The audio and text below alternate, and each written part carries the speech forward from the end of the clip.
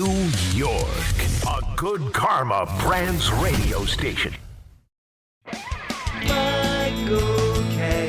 is on the radio today, and he ain't afraid to say what he's thinking. It's the Michael K. Show on 880 ESPN Radio.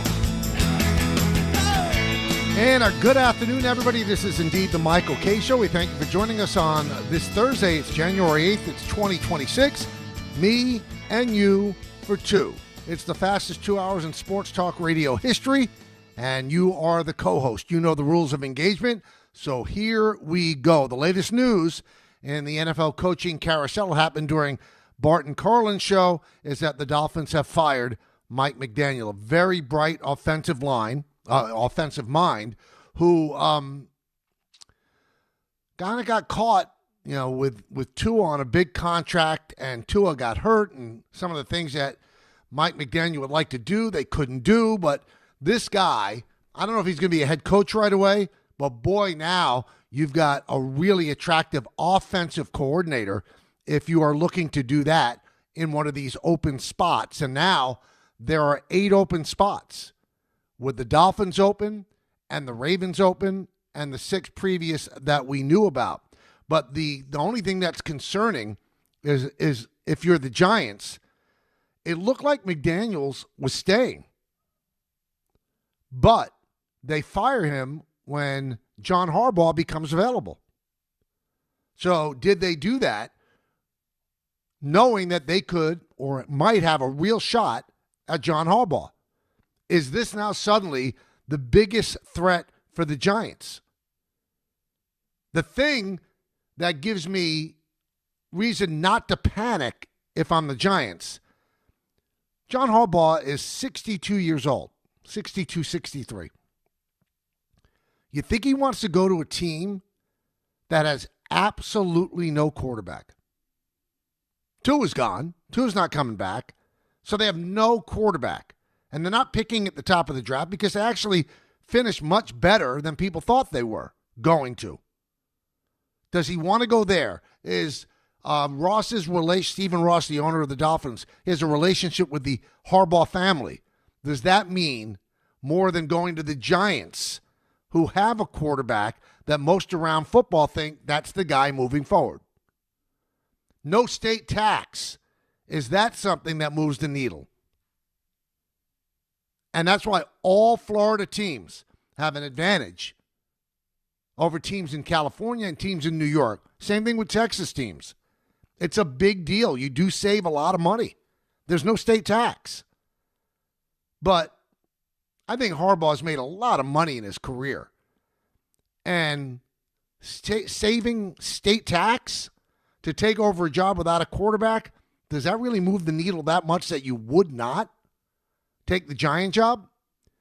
Now, all reports are the Giants are not even going to interview Harbaugh until next week. No one will, because I'm reading accounts where he's taking his daughter back to law school. He's not even going to be on the sideline. Many people thought, Gary Myers thought, he was going to be on the sideline for his brother's playoff game when the Chargers play. He's not.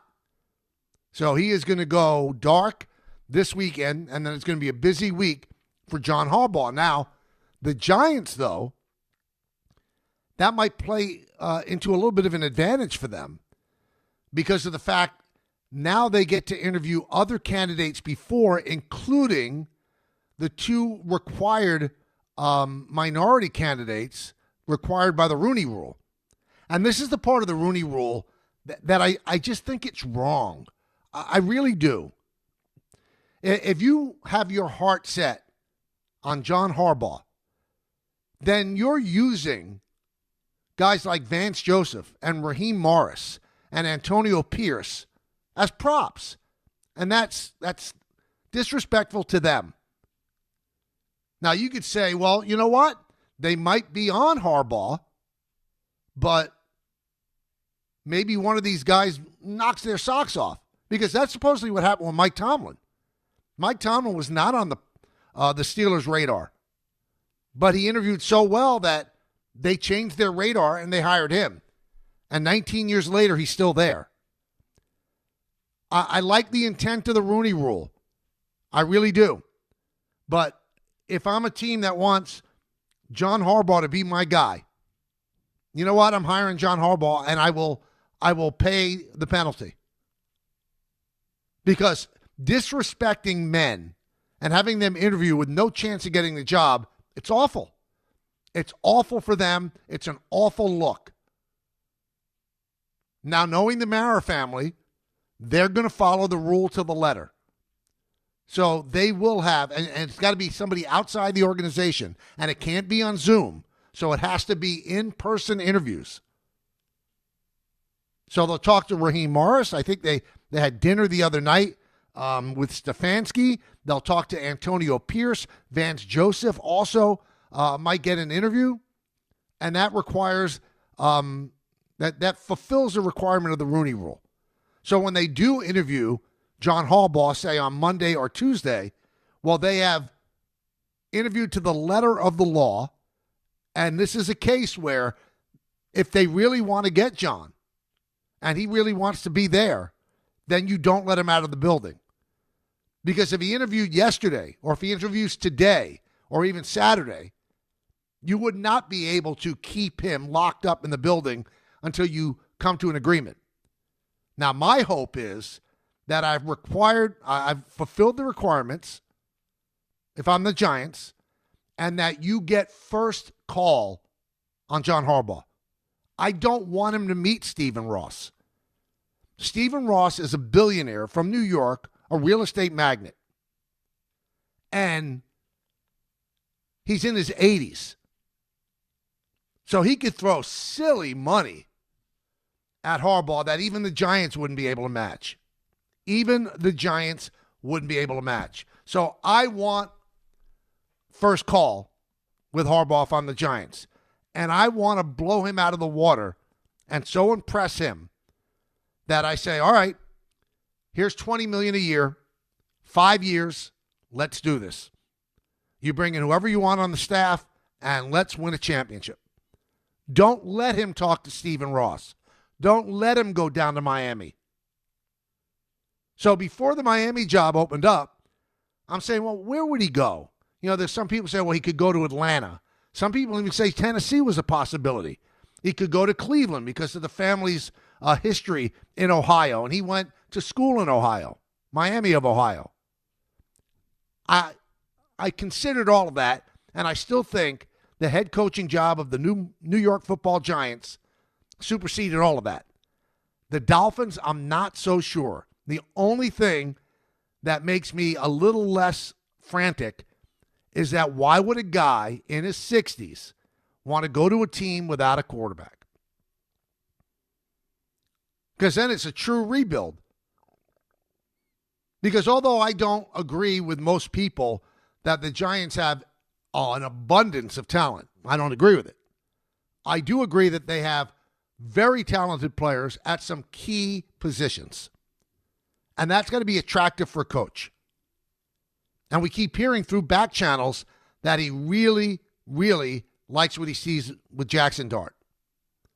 So we'll see. But the carousel just got bigger. There's another chair in musical chairs. Where's everybody going to land? Mike McCarthy, Kevin Stefanski, all the coordinators that are the flavors of the month. There's jobs to be had.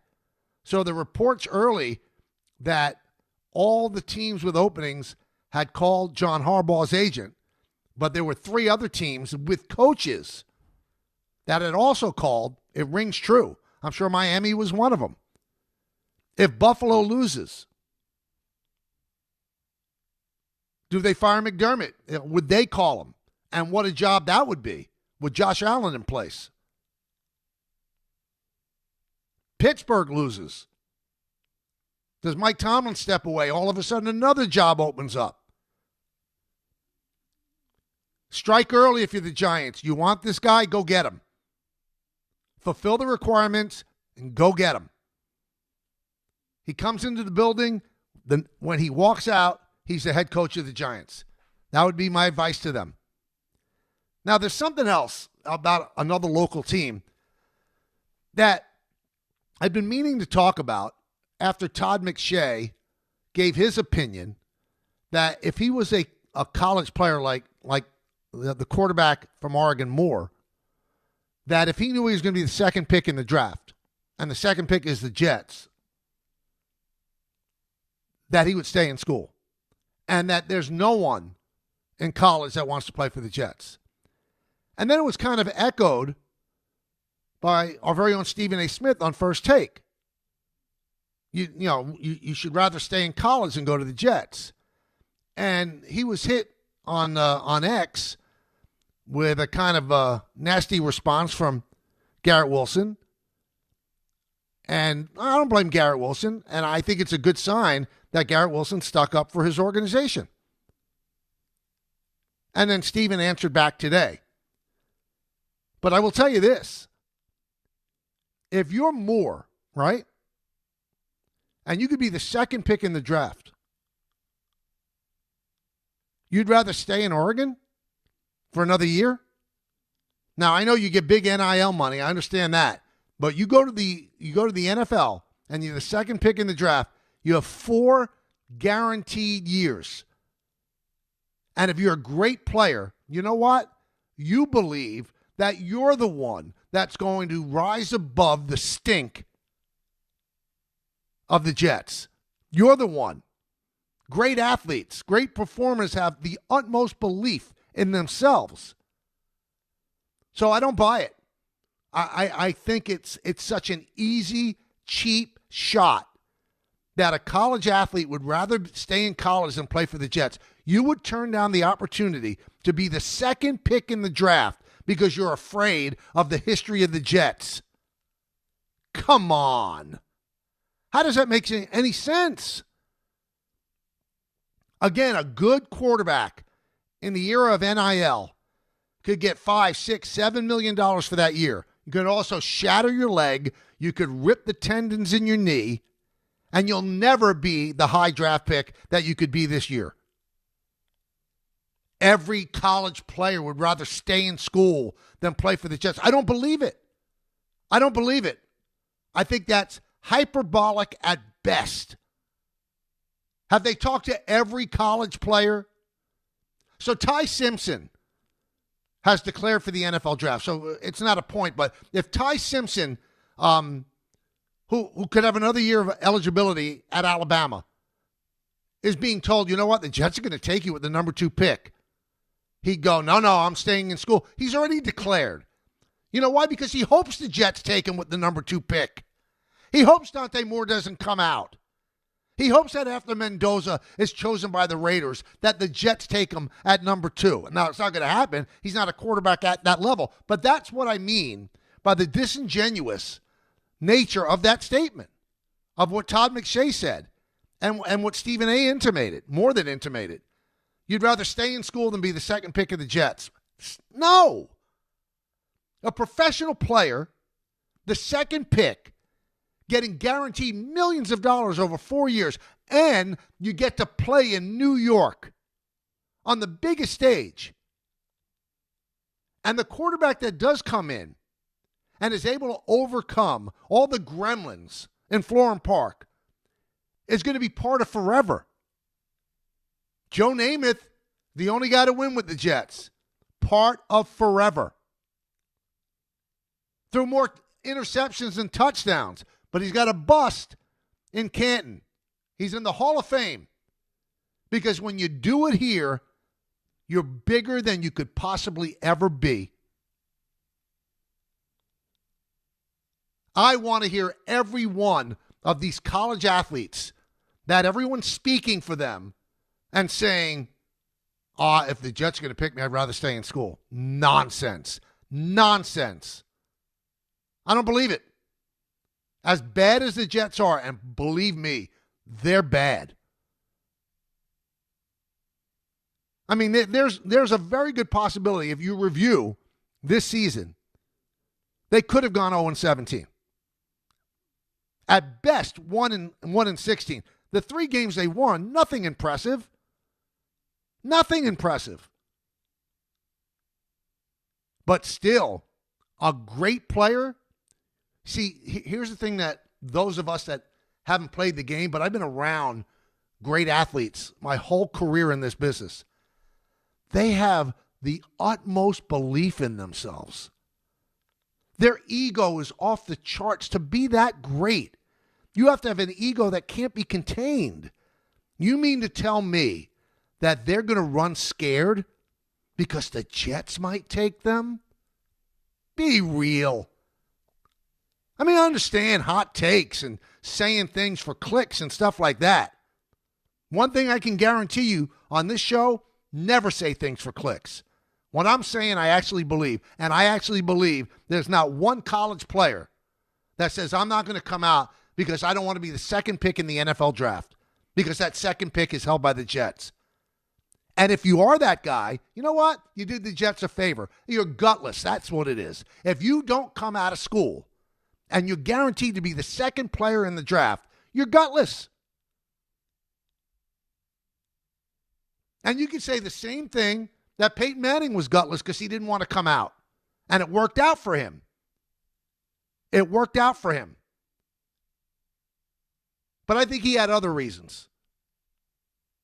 And yeah, the Jets do carry a stigma. Bill Belichick would not fulfill a contract he signed with Leon Hess because he didn't want to work for Woody Johnson. And it doesn't look like it'd be all that much fun to work for Woody Johnson. But you get to be an NFL quarterback in the biggest, greatest city in the world, and you're going to say, no, I'd rather stay in Oregon. I'll take the Nike money. Then you know what? You're not worth it. Thank you. Thanks for playing. I'm out. I don't buy it. 1-800-919-3776. One quick point. Watching TV last night, watching the Knicks beat the Clippers. And by the way, that's an impressive win for the Knicks. Clippers had won 7 of 8. The Knicks had lost 4 in a row. Knicks were about to go on a long West Coast swing. And they beat the Clippers. They shut down Kawhi Leonard in the fourth quarter, and they held James Harden to 2 points. So with a couple of minutes left in the third, it looks like the Knicks were going to lay an egg. They were down 87-85. They went on a 20-5 run. They never looked back. Cat had a really good fourth quarter. Everybody played well, and they won. That's why it's too early in Game 37 to go crazy because they lost 4 in a row and didn't look good. But in watching the game, I see a commercial for Pizza Hut. And Tom Brady is hawking Pizza Hut. Now, I have nothing against Pizza Hut. Now, when I'm in New York, I don't eat fast food pizza. I think you got to be out of your mind to do that. I order pizza from a New York pizza store, a pizza shop. I mean, it's the best in the world. If you're in Connecticut, that's supposed to be the best pizza in the world. So, I mean, it takes a special person to say, well, I've got to have Domino's or Papa John's or Pizza Hut when you live in the epicenter where they make the best pizza in the world. Anyway, I digress. Now, when I'm on the road, if I'm in Dallas, if I'm in St. Louis, yeah, and I feel like having a pizza and I want it delivered to my room, I'll order Pizza Hut. I love Pizza Hut. But the reason I'm saying this, Tom Brady, who makes $37.5 million from Fox, owns part of the Raiders, is going to pick their coach and probably their quarterback, makes countless money off the field, made unbelievable money during his NFL career. I'd say he's closing in probably on $600, $700 million in total worth. And he decides to do these commercials for Pizza Hut. Okay, I'm not knocking him. But doesn't everything have to align with your previous beliefs? So this is a guy who, when he played, would not eat regular ice cream. He'd eat avocado ice cream. And he said that soda is complete poison for young kids. So he was a real health freak. He really, really measured and talked about everything that he put into his body. Everything. Good for him. He looks terrific now. He doesn't look his age. But then you're going to hawk Pizza Hut? How does that fit with the avocado ice cream and never having soda? And then there are athletes that are actually endorsers of cars or trucks. And I personally know that some of them, they do advertisements for certain cars and they drive other ones. I mean, don't you have to have everything lined up so you don't look like hypocritical? So a health food freak who probably would treat himself to a slice of pizza once every month, maybe, is now the spokesman for Pizza Hut. Make it make sense. Please make it make sense. Let's go to the phones. Let's get you involved. 1-800-919-3776. And we'll start with Alex in Tenafly. Alex. Hey, Michael, how you doing? Good. How are you? Good. You know, I'm a Jets fan. I'm 35 years old, and as much as I would love the Jets to draft Dante Moore, I would much rather trade back with the Cleveland Browns, who have the 6th overall pick. And what if Cleveland were to offer their first-round pick via Jacksonville, their 2026 second-round pick, and their 2027 first-round pick? Given the fact that the Jets have a lot of holes, you know, as much as Dante Moore might make a difference, I feel they need to build more draft capital and go get a quarterback in 2027 when they say that's a stronger class. All right, so let me ask you this, though, Alex. I understand what you're saying, but you don't feel that way if the Jets think that Dante Moore is the answer. You just take him then. Nah, I don't trust them taking a quarterback second overall that doesn't on the level of a Burrow or a Mahomes. But, Alex, they're going to take the quarterback in 2027 unless they all get fired. And if they don't get a quarterback for next year, they are going to get fired because they're not going to be good enough. You're right. They have a lot of holes. Seriously? But the biggest hole is quarterback. Okay, but I feel Glenn and Muji should have 2 years to do this. Rebuild for next year, get the quarterback in 2027, and if that doesn't pan out, then you get rid of him. So you're going to give them 3 years for sure. Yes, given the fact that they the draft if you're capital committed for the to next them for 3 years, but the key though, Alex, the only thing that I push back on you is if they like Moore, then you pick them. You don't trade them. Just like the Patriots. They loved Drake May. Loved him. Giants desperately wanted to trade up. They were willing to give a treasure trove of draft capital to just trade up that spot to take Drake May. And the Patriots wouldn't do it because they like Drake May. And the Commanders wouldn't do it because they like their quarterback. So if you think the quarterback is the answer, you don't make that trade. That would be silly. Because the most important thing that the Jets are going to do is they're not going anywhere without a quarterback. And we go into 2026, the next season, and they don't have a viable answer at quarterback. And if they don't have a viable answer at quarterback, even if Aaron Glenn becomes a better head coach, they're going to be god-awful again. They're going to be god-awful again. Go to Chuck in Jersey. Chuck. Hey, Michael, I love you, but you criticize Tom Brady for reading for Pizza Hut or doing the advertising for Pizza Hut, but don't ESPN advertise for bath fitters and for different advertisement? You can't put a muzzle on an ox while he's treading wheat. He has a right to make more money. Oh, I as I said, he has the right, but doesn't it seem disingenuous, Chuck? This is a guy who treats his body like a temple. There's no way he's ordering Pizza Hut. That's all I'm saying. I understand your point that he doesn't eat Pizza Hut, but it's an opportunity for him to make money. But Chuck, you're acting like he's on food stamps. I don't think he needs the Pizza Hut money to pay his bills. He's making $37.5 million from Fox to work once a week. So what I'm saying is this. He could do whatever ads he wants. I would never, ever tell anybody not to make money. But when you make as much money and you have made as much money as Tom Brady, then you pick and choose and you get involved with companies that you believe in. Now, if he tells me, you know what, I've had an epiphany. I have pizza every night. I eat pizza as much as you, Michael K. Then I say, I'm sorry, Tom. But I want to see the next time that Tom Brady orders Pizza Hut. I want to see. Now, what you're saying is true. If, in fact, he needed the money, then you do things that maybe you don't feel all that comfortable with. There's no way on God's green earth that Tom Brady needs the money. No way. I'm not buying it. And you say bath fitter and stuff like that. Everybody, if bath fitter does great renovation work on bathrooms, why would we have a problem reading it? I mean, I get knocked for reading FanDuel ads. Oh, you're promoting gambling. I don't have a problem with it. I think everybody has a personal choice that they make.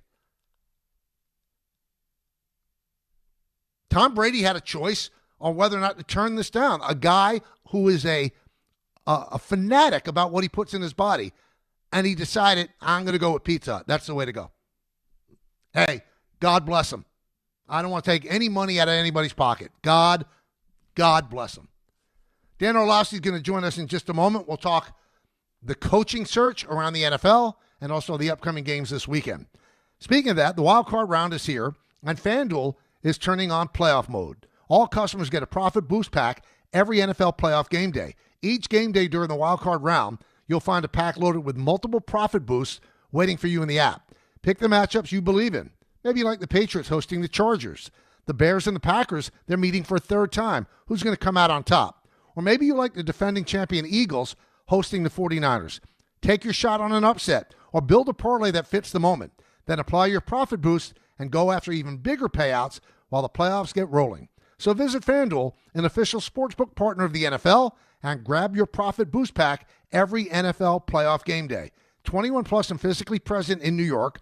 Opt-in required. Bonus issued as non-withdrawable profit boost tokens. Restrictions apply, including any token expiration and max wager amount. See terms at sportsbook.fanduel.com. For help with a gambling problem, call 1-877-8-HOPE-NY or text HOPE-NY 467-369. Hey, New York and New Jersey, Boost Mobile has an unlimited talk, text, and data plan that's only $25 a month forever, meaning you'll only ever pay $25 a month for the rest of your life. Who wouldn't want unlimited wireless when it only costs $25 a month forever? If you don't, you must be one of those people who enjoy overpaying for their phone plan. $25 a month forever is truly as good as it gets, so go online and switch now at boostmobile.com. After 30 gigabytes, customers may experience slower speeds. Customers will pay $25 a month as long as they remain active on the Boost Mobile Unlimited plan. Every 40 seconds, a child is reported missing. That's 2,000 children every single day. It's a heart-wrenching reality that we can no longer ignore. Find the Children is a non-profit organization dedicated to helping find missing kids. You can be a part of their mission by donating your unwanted vehicle, running or not. Call 1-800-294-0222. We guarantee that you will receive the maximum tax deduction. We provide fast, free pickup with 24-hour response. Call 1-800-294-0222.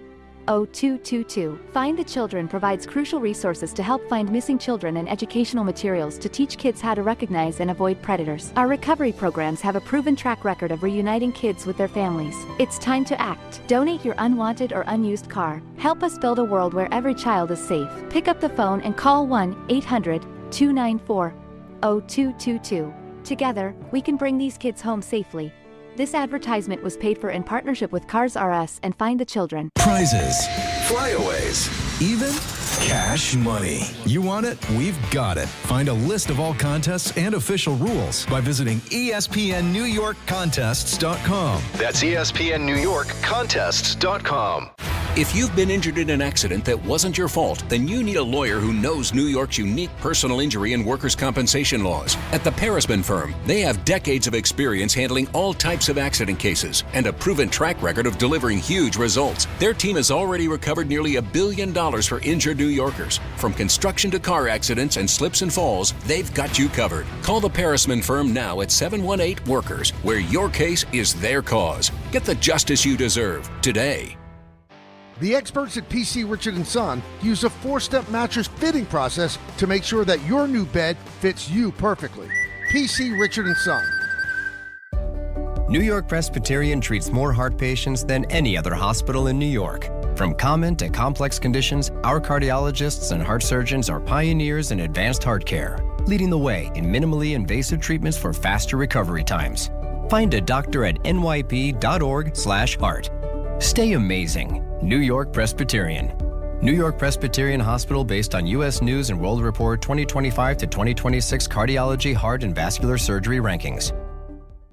Hey, it's Rich Eisen for Pella Windows and Doors. Sometimes teams take a time out to regroup and call the right play. When it comes to your home, Pella Windows and Doors always has the winning game plan. They do it every day, and that's why your neighbors trust them. Visit Pella.com/Eisen today. Right now, Pella Windows and Doors of New Jersey is offering buy one, get one 50% off and every day 0% financing. Some restrictions may apply. See store for details. Offer ends January 31st, 2026.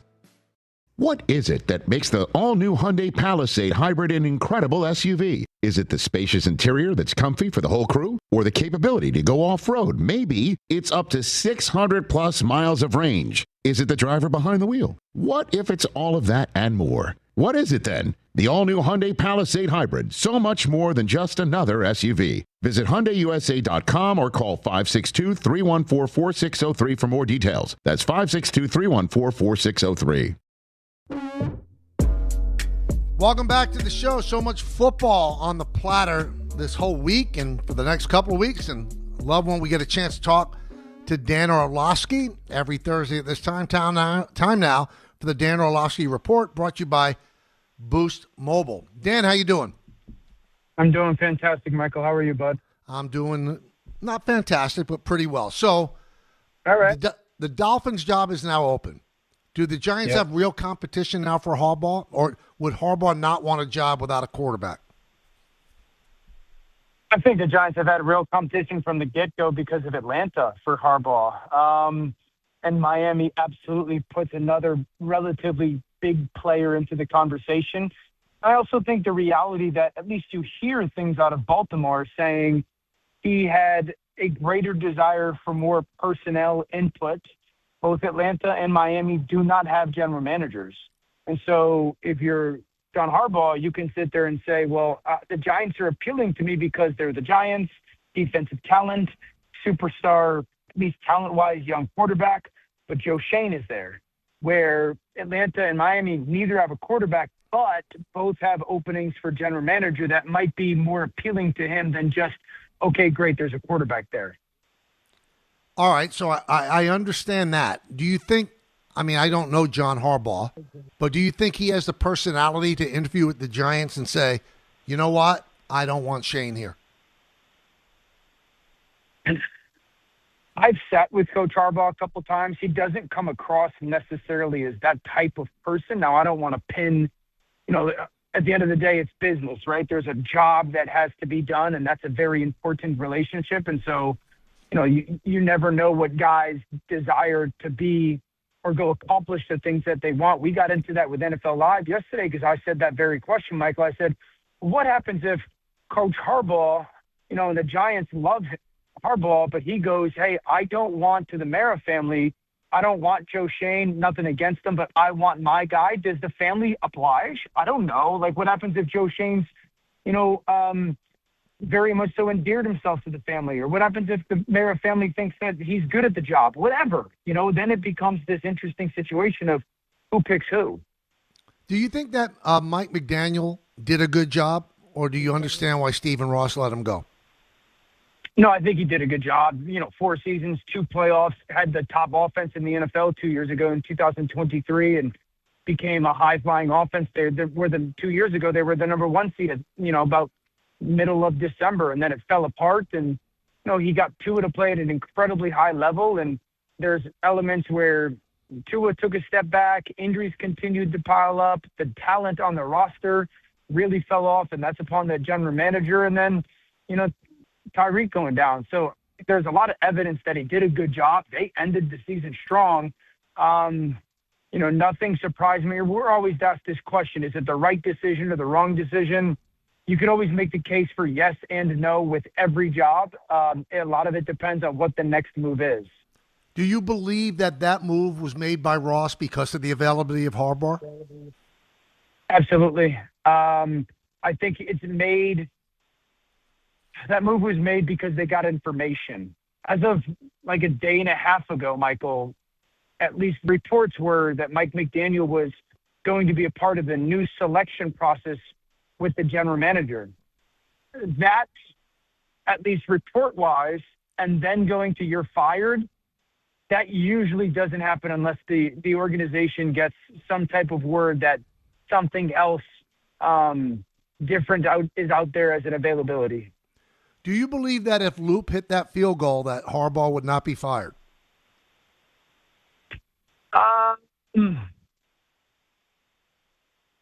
I still think it's very much so on the table. You have been hearing the smoke, and smelling the fire for about a month now. If you were just kind of listening to things that were getting said, Shefty's reporting, it seemed like there was a growing disconnect.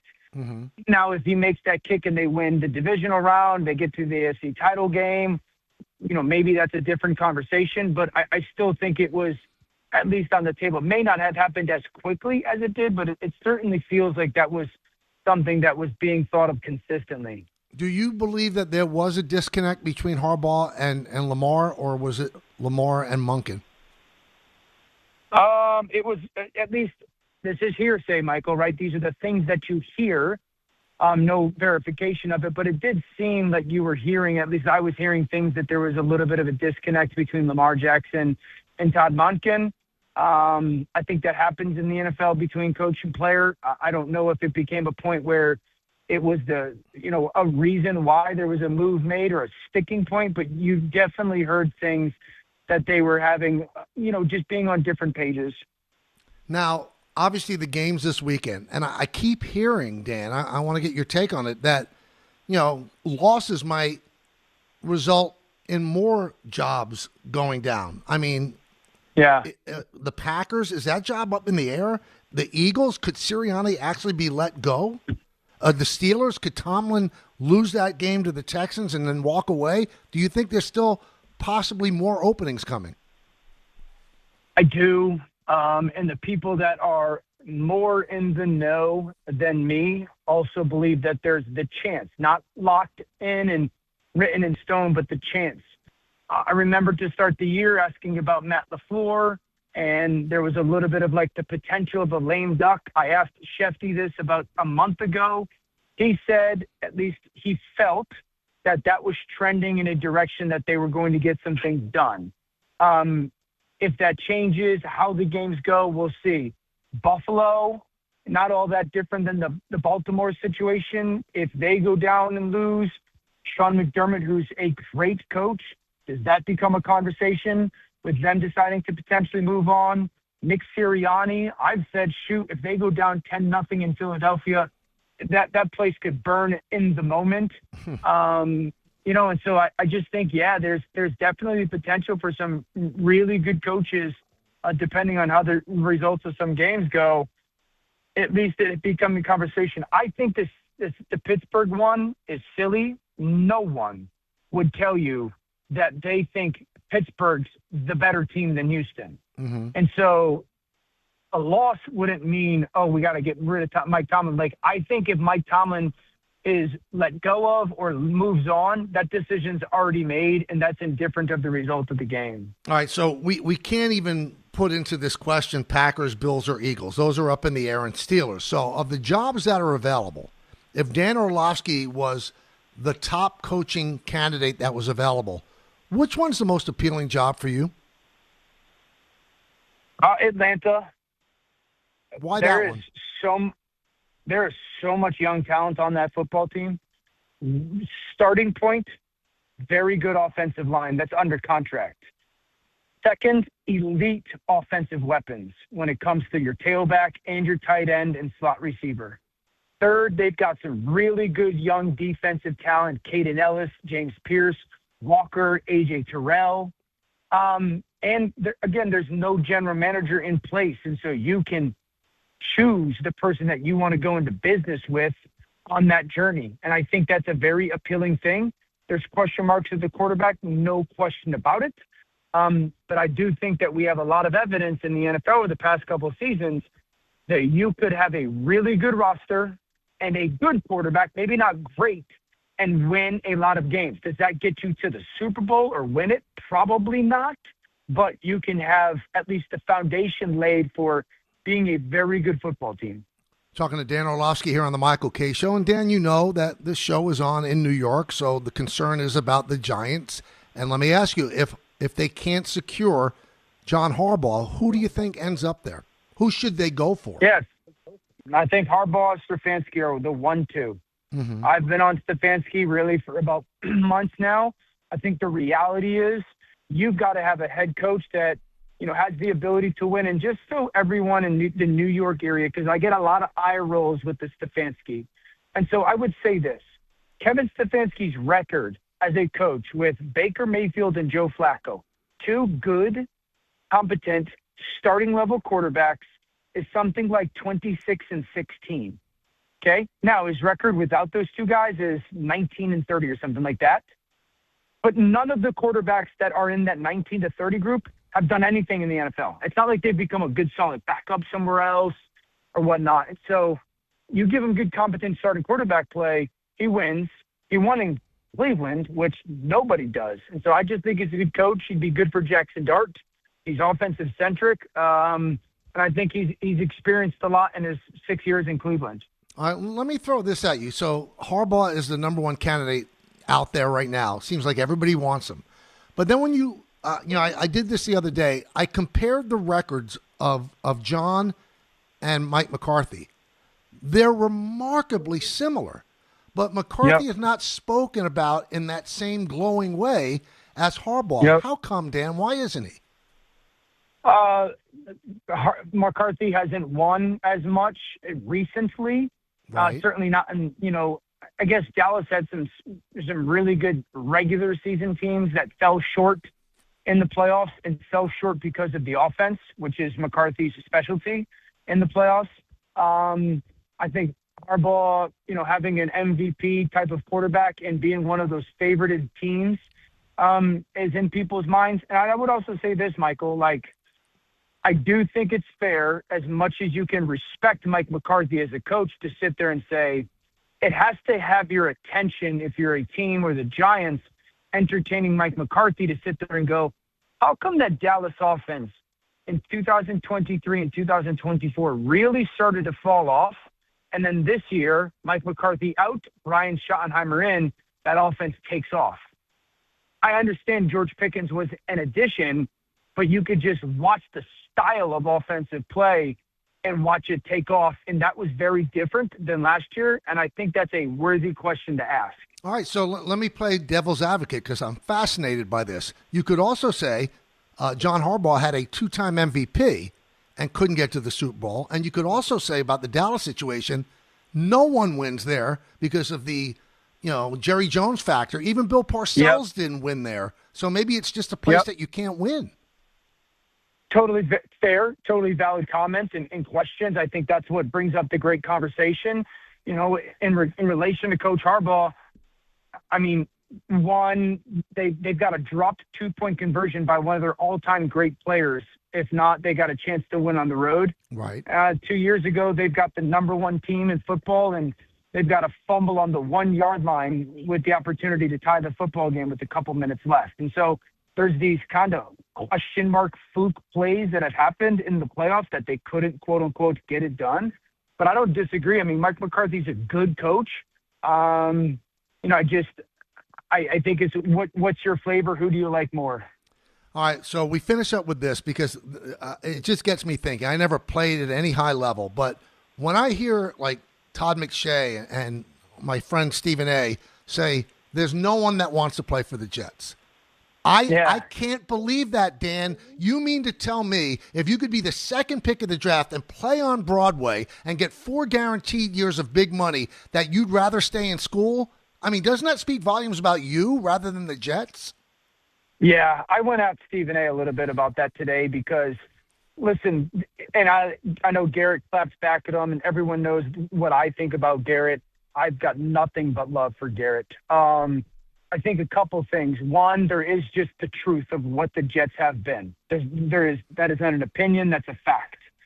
First team in the history of the NFL lose the last 5 games by 23 or more points. All of that. They've been bad, right? Mm-hmm. No one is debating that. I also said, listen, one, let's just give this regime a chance. They haven't even had a year yet. Let's just give them a year, draft capital, all that, okay?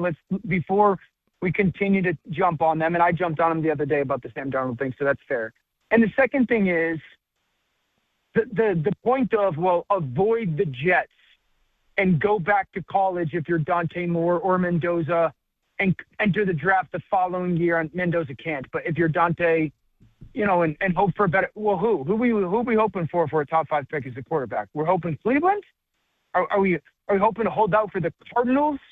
Like, there's a reality. If you're going to be a top 5 pick in the quarterback spot, you're getting picked by a team that's bad and more than likely has been bad. Right. And so it's not like there's you great, avoid the Jets, but then you're going to go to Miami, who's struggled, Cleveland, who's a disaster, Arizona, the Raiders. Like, there's a lot of teams that you sit there and go, you can kind of make the claim that Stephen A.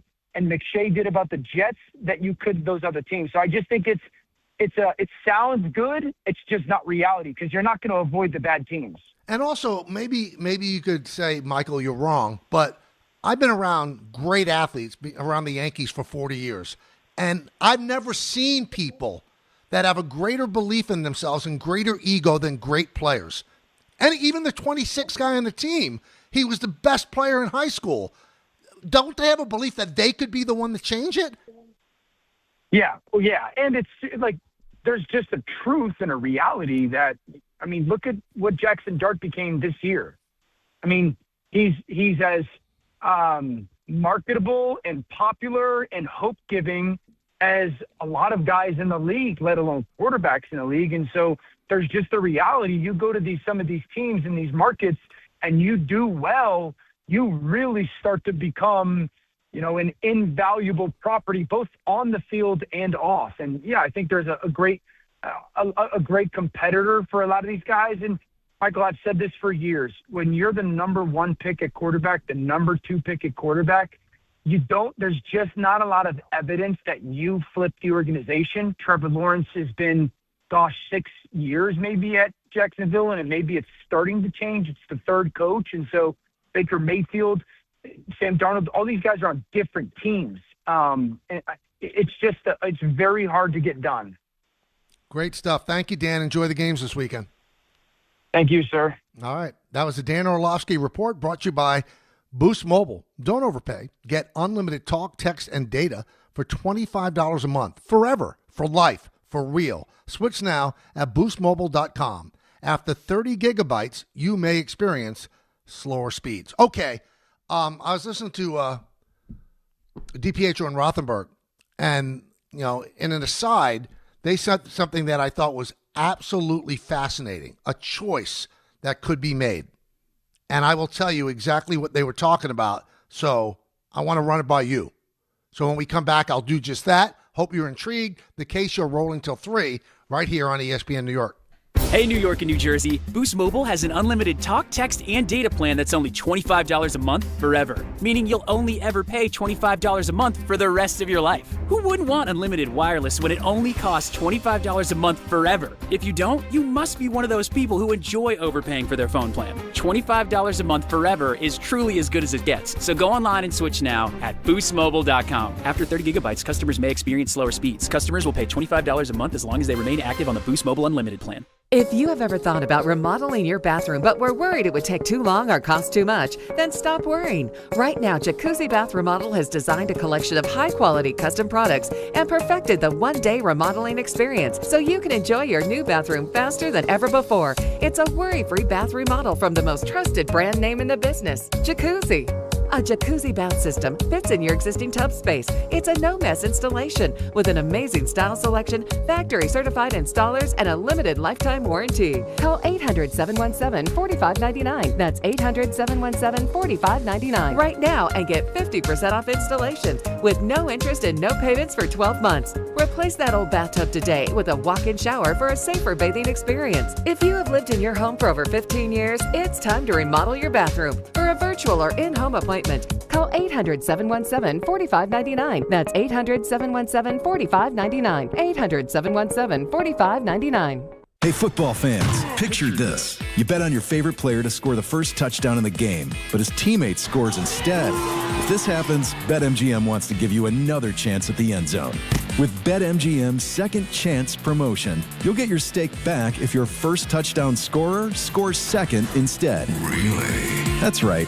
Bet on any pro football player to score the first touchdown of the game. If you're right, you win. If your player scores second, you get your stake back in cash. With BetMGM's second chance offer, you have a chance to keep the fun going after the first player crosses the goal line.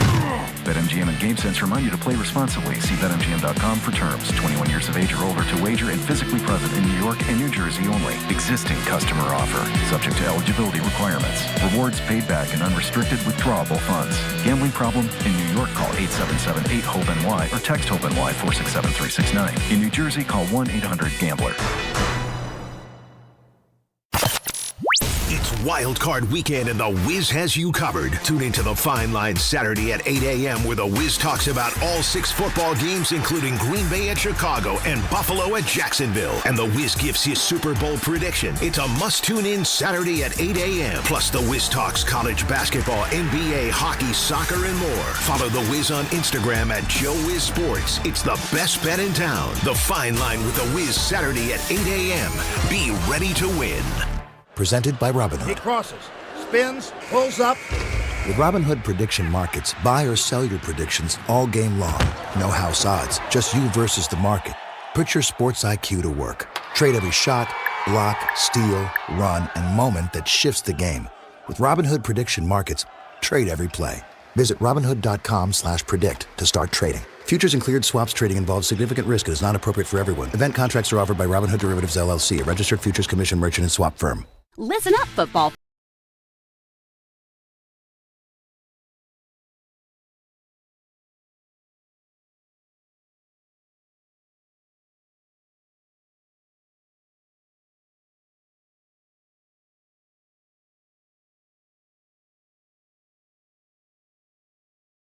At Bet365. Gambling problem? Call 1-800-GAMBLER. 21 plus only. Must be physically located in New Jersey. T&Cs apply. In-app only. Do you owe $10,000 or more in credit card debt or personal loans? With credit card debt at all-time highs, Debt Relief Advocates is urgently notifying consumers of debt relief now being made available, designed to aid consumers with out-of-control credit card debt. Those who qualify and enroll for this relief program will only have to pay back a fraction of what they owe. This is not bankruptcy or a debt consolidation loan. This is a relief program that credit card companies would rather you not know about, as it ends your debt nightmare and saves you lots of money. Consumers owing at least $10,000 in credit card debt or personal loans can now take advantage of this debt relief as the cost of living skyrockets. Debt Relief Advocates has established a relief hotline for you to call to learn what debt reduction you may qualify for, so don't wait. For this free information, call the Relief Hotline at 800-606-8737. 800-606-8737. 800-606-8737. You live for this. The wins, the losses, the slam dunks, and the buzzer beaters. The dream that this is your team's year. Hope. It's what keeps you coming back. So you represent with anticipation and with pride. Because when everything's on the line, your support means everything. That's why the NBA Store is here to support you. Check out the largest selection of official NBA gear at NBAstore.com. A Fanatics experience. All right, so I was in the car early today, so got a chance to listen to DiPietro and Rothenberg. Great show. You should be listening to them. 6 to 10, Monday through Friday. They're tremendous, especially Rick. And in an aside, they were talking about the upcoming Fanatics Fest, which they have at the Javits Center. And, you know, they were talking about there'll be autographs and autograph lines and stuff like that. And one of the guys, I think it was Rick, posed this question. If Jalen Brunson was sitting at a table and Aaron Judge was at the next table, and you can only get one autograph, and we're going to, since the Javits Center and Fanatics Fest is in New York, who would have the longer line? Now, Jalen Brunson is adored by Knicks fans, and Aaron Judge is adored by Yankee fans. But I think the tiebreaker on this would be Aaron Judge is considered one of the greatest right-handed hitters of all time. Of all time. Not just in 2025, not just during, his time as a major leaguer. He's doing all-time things. Jalen Brunson, along with Tom Thibodeau and Leon Rose, have re-energized the New York Knicks organization. He's been more than terrific. He's been great. He's been selfless. He's taken less money to stay with the Knicks so that they could do other things to put great players around him. We know all that. But is he an all-time great? So they've already had a list of the 75 greatest NBA players of all time. So let's say in a couple of years they go to the top 100. Is Jalen on that list?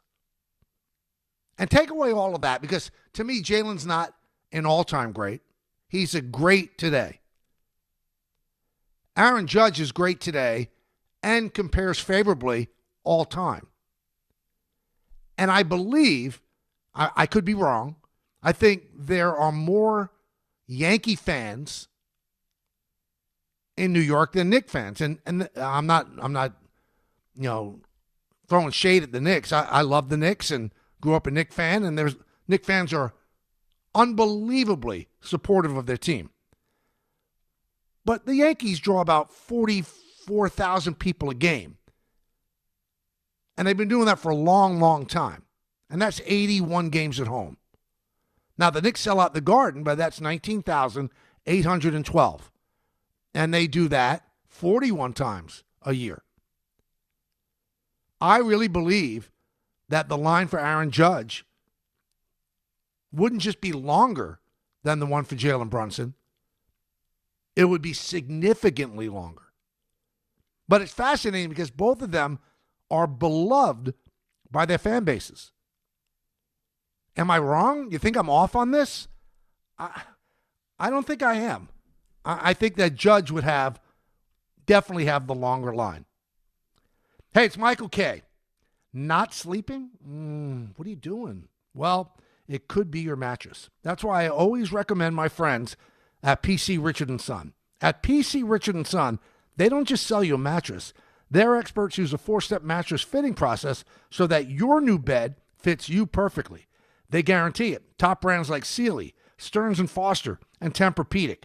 And in-home delivery on any mattress, $199 and up. It's free. So do what I do. Get to PC Richard & Son for your new mattress. PC Richard & Son. Free delivery excludes Manhattan. Individuals and businesses with tax problems, listen carefully. Do you feel like you're losing control of your finances? If you owe over $10,000 in back taxes or have unfiled tax returns, we can help you take back control. The IRS is the largest and most aggressive collection agency in the world, and they can seize your bank accounts, garnish your paycheck, close your business, and file criminal charges. Take control of your tax problem now by calling the experts at U.S. Tax Shield and take advantage of the Fresh Start program and new laws that may allow us to negotiate a settlement for the lowest amount possible. Our team of tax attorneys and enrolled agents can stop collections and get you protected so you can take control of your financial future. U.S. Tax Shield offers a price protection guaranteed quote to get you protected today. U.S. Tax Shield is A+ rated with the Better Business Bureau, so call now. 800-687-5192. That's 800-687-5192. U.S. Tax Shield. 800-687-5192. Hey, New York and New Jersey, commitment issues? No problem. Now you can get unlimited talk, text, and data for $25 a month forever, as in for life. Switch now at boostmobile.com. After 30 gigabytes, you may experience slower speeds. Pay $25 a month as long as you stay on the Boost Mobile Unlimited plan. 1-877 Cards for Kids. KARS Cards for Kids. 1-877 Cards for Kids. Donate your card today. 1-877 Cars for Kids. KARS, Cars for Kids. 1-877 Cars for Kids. Donate your car today. Ready to get rid of that old car? Donate it to Cars for Kids. Call 1-877 Cars for Kids to reach a friendly live agent. Donation's super easy, and your car can be picked up as soon as tomorrow. Call us now, 1-877 Cars for Kids. That's Cars with a K to donate your car today. 1-877 Cars for Kids. Donate your car today. Did you know you can donate real estate too? Go to carsforkids.org. That's carsforkids.org. Ox Spine at New York Presbyterian is always in pursuit of a better way to heal the spine. We're getting more people moving again with minimally invasive, non-surgical, and surgical treatments with innovative solutions for every back and spine condition and your unique needs. Expert spine care is available now across New York City and Westchester. Find a doctor at nyp.org/oxspine. Stay amazing. New York Presbyterian. The post-career day press conference, brought to you by Progressive. Anthony, can you tell us what happened during career day? I'm a biomedical researcher. The kids just weren't impressed. How did you feel when your son called in the backup? Embarrassed, and I knew it would be a fireman. It's always a fireman. It's cliche, but a crowd favorite. He had an axe and everything. I can't compete with that. And will the fireman be helping your son with his science fair project? Hope not. I'm literally a scientist. Like it or not, sometimes you need a backup. That's why there's Progressive to protect your home and auto. Progressive Casualty Insurance Company affiliates and other insurers. Not available in all states or situations. Hey, fans! Welcome back to Fansville's Cheers and Tears. Oh. Okay, so like everybody deals with losing, right? To a rival on a last-second field goal. Whatever, it's fine. I'm totally fine. But I cope with losing with an ice-cold Dr. Pepper. Those 23 flavors are like so delicious. They totally wash away the pain of your college football team taking a big fat L. College football, it's a pepper thing. Hey, this is Mika Zibanejad. Hey, this is Adam Fox. Catch every Rangers game right here on 880 ESPN. WHSQ and WCBS-FM HD2, New York. Welcome back to the show. Big Thursday here on the Michael K. Show. We roll till 3 at that time. It'll be Don, Hahn, and Rosenberg.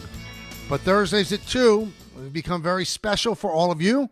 He's one of your favorite people that come on the show, and that is NBC's Chris Sims, and he joins us now. Hello, Christopher. How you doing?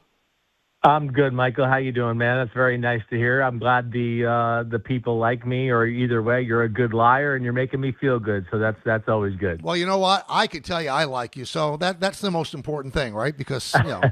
we're the ones who are Exactly. we're the ones talking.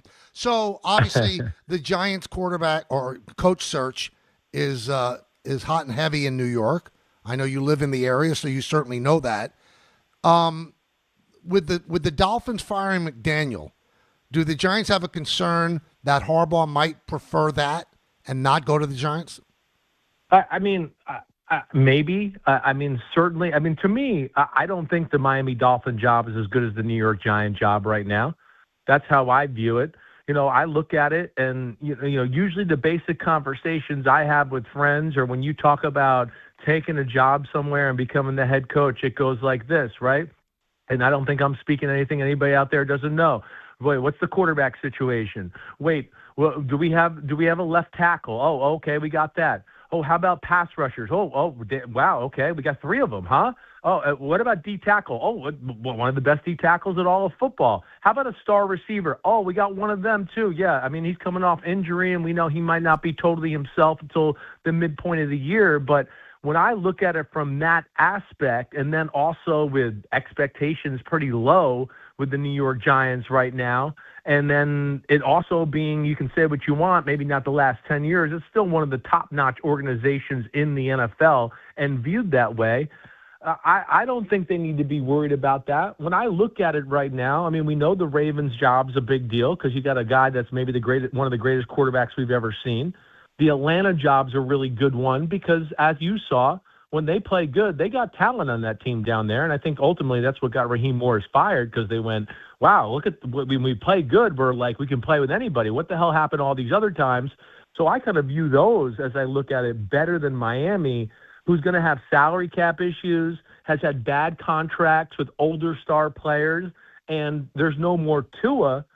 So I would think John Harbaugh sees that and goes, wait, the Giants' job is a little more appealing than that one down there in Miami. All right, so I'm reading everything I could read about Harbaugh, and we just had on Dan Orlovsky in the first hour, and he said that Harbaugh is going to want to have a say in, as Bill Parcells used to say, picking the groceries since he's cooking the meal. Right.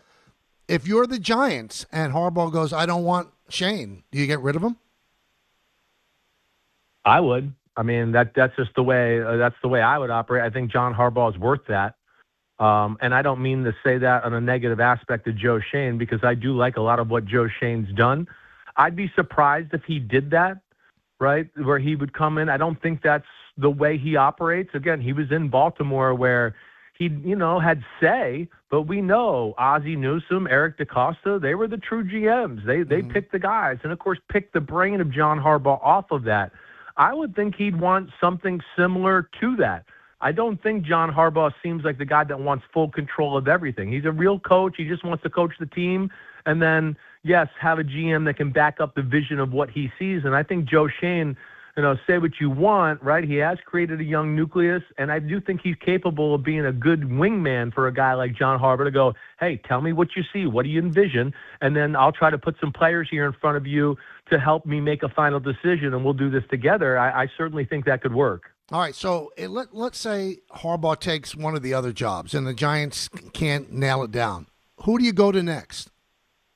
Yeah, that's the big question, and I still think we got maybe some people that could fall this weekend, right? I mean, again, I know they're in the playoffs, but Mike Tomlin, if they get dominated by the Texans, will that be a similar situation between Harbaugh and the Ravens where they go, let's go our separate ways? I know in the NFL world, people are wondering if Buffalo goes down to Jacksonville and gets dominated by them and loses, that Sean McDermott might be in a similar fate as well. And I think Matt LaFleur's in a similar fate up in Green Bay with only 1 year left on his contract and management kind of saying, they weren't going to extend anything until after the season and they think about things. So I look at, that's why I think they should slow play it. And that's where, let's see who's available here after next week. And I think that's why John Harbaugh probably said, I don't want to do interviews till next week, because he wants to see the full landscape of what's available and what's really going to happen, before he starts down that road. So those are the kind of the names I favor next. I know Kevin Stefanski is interviewed, and I do believe Kevin Stefanski deserves a second chance somewhere because Cleveland is dysfunctional. But at the same time, I would say as a Giants fan, I'd like him to figure out if he was worthy of a second chance somewhere else. I wouldn't want him if I was the Giants. So, Stefanski's yeah, go ahead. Sorry, Michael. I'm not talking too much. No, it's fine. This is a question out of left field. Let's say that they could talk to John Harbaugh this weekend, and they offer him, and they have the ability to offer him a job. He doesn't leave the building. You would still wait to see who becomes available? No, maybe for John Harbaugh, I would not. Okay, I would not. You're right. That to be clear, there, you're right. That'd be one where maybe I'd go if the interview went good and we're all on the same page, and John Harbaugh wants to come with the Giants, and we have a great interview. Let's just say on Saturday to throw a day out there. And it's like, wow, he believes in us. We believe in him. He likes Joe Schoen. We think we can make it work, all that. Then I would go ahead and make that decision and go, wait, we got one. So let's go. And he's the type of guy that can then turn around the organization. I've always wondered about this, Chris. We're talking with Chris Sims of NBC here on the Michael Kay Show.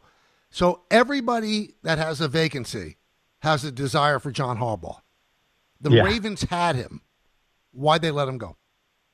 Well, I think it's more of, a kind of just the test of time finally, I think, separates them there. Mm-hmm. Now, I think, one, it's been really good. It's been 18 years, right? I've come on here before and talked about this. I've been talking about this for a while because I knew back in the summer that if this did not end up well with Baltimore, that this could happen with John Harbaugh. Anybody that listens to my podcast or when I go on with Florio, we've been talking about this. Same thing with Mike Tomlin, similar conversation there. So it's been 18 years. It's been a great run. Does the message get stale sometimes? Yes, I don't care who you are, who it is. It does get stale. And then I think, on top of that, it's a team where I think management up in Baltimore went, wait, we have a Super Bowl team. And, of course, they didn't get there. with one of the greater quarterbacks we've ever seen and the more talented quarterbacks. Now, it's always, hey, we didn't get there, but there were some teams in the way, a.k.a. Patrick Mahomes and a dynasty there that were tough to topple, and the AFC has been extremely dominant and tough as far as quarterbacks and good football teams here. So I think it's just all of that kind of came to a head of, it's been a long time, we need a fresh start, you need a fresh start, we didn't get over the hump with Lamar, it's been a good run, but like I said, I kind of compared to that Philadelphia Eagles, Andy Reid Eagles situation. Now, you mentioned some jobs that could flip, on the basis of this weekend's games. One name you didn't mention, but a lot of people are saying, is a chance Sirianni gets banged in Philly if they lose? No, I don't think there's any way. Absolutely not. No way. Sirianni is an underrated football coach. He's getting a lot of flack, I know, because he decided not to play his players, and now they're the number 3 seed. I also think the Philadelphia Eagles view it as, we're really good. We're the most talented team in football. Yes, they haven't played high-level football this year, but I think they also look at it that, as long as we're healthy, we're going to be a tough out. We don't care where we got to play. Their kind of game travels, right? They know how to play playoff, big game football. There is a part of me, again, there's very few teams that can kind of flip the switch. I do think they're a team that could have been a little bored during the regular season. Oh, it's the regular season. We've been in Super Bowls and all these big games. This is nothing. They could be capable of turning it on here. And also, Michael, as I've come here and said to you a lot, right? They understand what he's dealing with a little bit with the quarterback situation, right? They're having to coach and make it work without a quarterback who really wants to throw or read defenses in the pocket or throw to the open guy and do all that. And I think that gives him the benefit of the doubt. He knows how to manage games, Sirianni. His team is tough and gritty as hell, just like him, just like Philadelphia. I don't think there's no way Sirianni is out of Philadelphia. All right, so let's go over the games, because I love when you break it down for our listeners. Saturday, the first game on Fox, 4:30, Rams and Panthers. How do you see this? Well, Rams are clearly better, right? Rams are better. There's no doubt about that. I mean, you got the Carolina team that's lost 3 out of their last 4 and really was kind of dominated last week in Tampa, but kept the game close. And I understand they got a few bad calls that went against them too. But this Rams, when I watch back the first matchup, I mean, first off, the Rams offense never was stopped. Never. Stafford threw a ball behind a guy on an out route, and it became a pick 6, and then he threw a ball too low, and it bounced off somebody's head and got intercepted in the end zone, right? I don't think you can depend on that type of stuff happening again. So I look at it there and go, man, I mean, the Rams are going to be able to move the ball. The other aspect of this, though, is Carolina bullied the Rams up front on defense the first time around. Ran the ball really well, probably should have ran it even more, and I think that's what they'll do this time. The weather's going to be bad down there. It's going to be rainy and sloppy, it sounds like. And I think Carolina will play keep away a little bit. We're going to chew up the clock. We're going to be boring. We're going to try to keep it low scoring. I think the Rams win, right? They're not going to be caught sleeping this time around. They've been there, done that. But I could see the Panthers hanging around. The 10.5 points was a little too much for me. I went Rams 27-20, Michael. All right, we got prime game at 8 p.m., Packers and the Bears. Yeah, this is a coin toss game. I wouldn't bet money on it. I think it could go either way.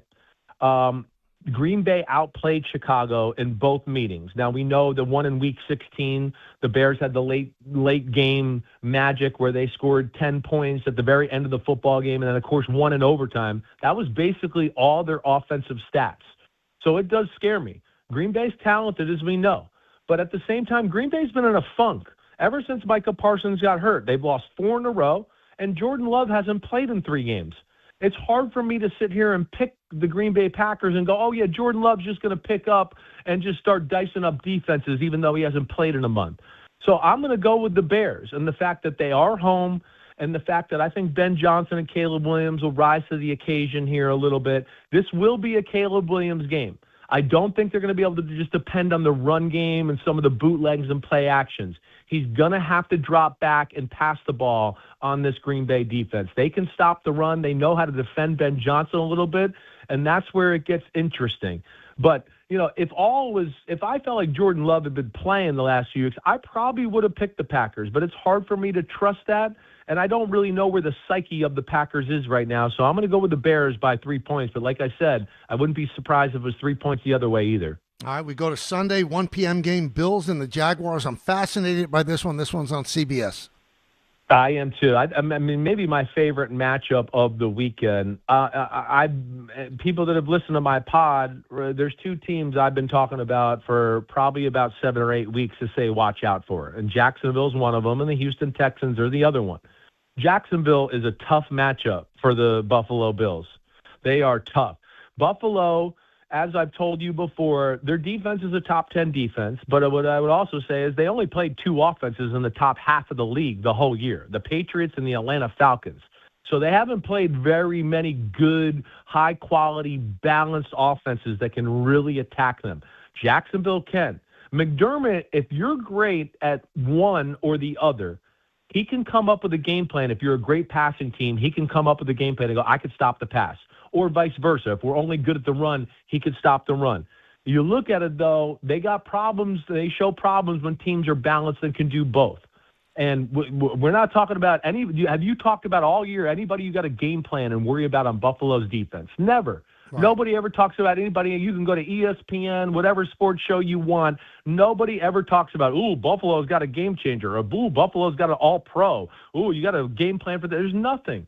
It's still about Josh Allen, and it's going to be can they run the ball a little bit to open up the pass game. Jacksonville, nobody runs the ball on Jacksonville. They have a dominant defensive front. They got 2 awesome linebackers. They play a little too much zone in the back end, but I think this is a game where they'll play man because they're going to go, we're not very scared of the Buffalo receivers. So we'll err on stopping James Cook and Josh Allen from scrambling, and we feel good about matching up with guys that don't normally run by people. And they do have some talent at the corner, even though they play zoned a lot of times. I'm going to take the Jaguars. I'm shocked that the Bills are favored. If I'm a little, I know it's Josh Allen. He's the man. This is John Elway part 2, what we're watching here. But it's too much on John Elway, a.k.a. Josh Allen here in this scenario. And I know everybody's going, oh, Mahomes isn't there, Lamar's not there, Burrow's not there. It's there for the taking for the Buffalo Bills. They're a 6 seed for a reason. Mm-hmm. They are, and they were in a weak division altogether. And they've had moments of not looking great this year. I'm taking the Jaguars 34-24, Michael. Talking with Chris Sims here on the Michael K. Show. We moved to 4:30, the Fox game, 49ers, Eagles. I'll tell you what, all of these games are really, really interesting to me. This one as well. Yeah, they are. It's great. It's a great year because there's just no last year I would have told you exactly. You're exactly right. Like last year I was saying week 12, I was like the Eagles are going to win the Super Bowl. I know we all talk about the Chiefs, but I was on record like the Eagles are going to win the Super Bowl. And I usually through most years, people will tell you, you get to like week 12 or 13, and I can go, hey, these 2 or 3 teams are going to win it. It's one of these 3 teams. This year, you can't do that, to your point.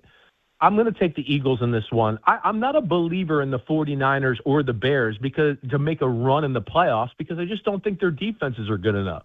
That's what scares me. And then more injuries. Bethune, the middle linebacker, can't play for the 49ers. Now, can they stick around and make the game ugly? Sure, because like we just talked about it a minute ago with Sirianni, the Eagles' offense is almost always ugly. I mean, they almost always disappear for 2 or 3 quarters at every football game. And then you couple that with, can Shanahan maybe come up with some game plan against this Eagles defense to keep it close? Maybe. But I think this Eagles defense is pretty special, and they have a lot of similarities to that Seahawks defense that we saw gave Shanahan and the 49ers problems last week. I think this is kind of a slow beatdown. I'm taking the Eagles 20-14, right? Cover the spread. Wouldn't be shocked if it's 27-14 with a late touchdown or something like that as well. 8 p.m., you guys get this game, and it's a good one, Chargers and Pats. And you almost look at this and go, Pats had this great season, but they kind of have to validate it with at least one win in the playoffs. So do they? Yeah, it is. You know, I mean, they had a great year, like you said. They're playing with house money. The future's bright. New England ain't going anywhere. As a Giant fan and a New Yorker, I go, oh, my gosh, the Patriots, here we go. They're all set up again for another 10-year run of just being all in our face here. But I would think this, to me, like the Bears-Packers game, is the other game that I would go as a coin flip game, and I wouldn't bet on it. Right? I think the Chargers intentionally, when we're not going to play, we need to get healthy, but we like the way we match up better with New England than we do with Jacksonville, who whooped our butt down at Jacksonville about 6 weeks ago.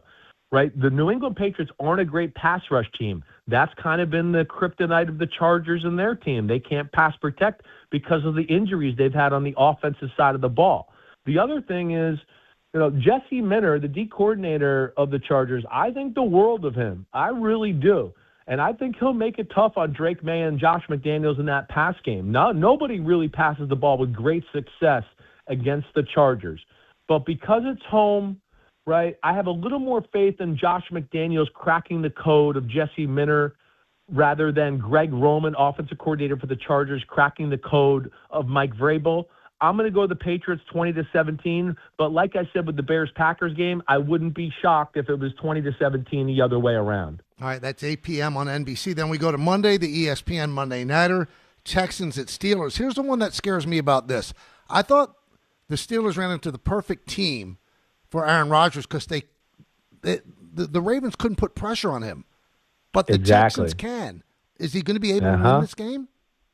I don't think so. I mean, I'm one that thinks the Texans can go to the Super Bowl, right? They're one of those type of teams. That's a Super Bowl defense.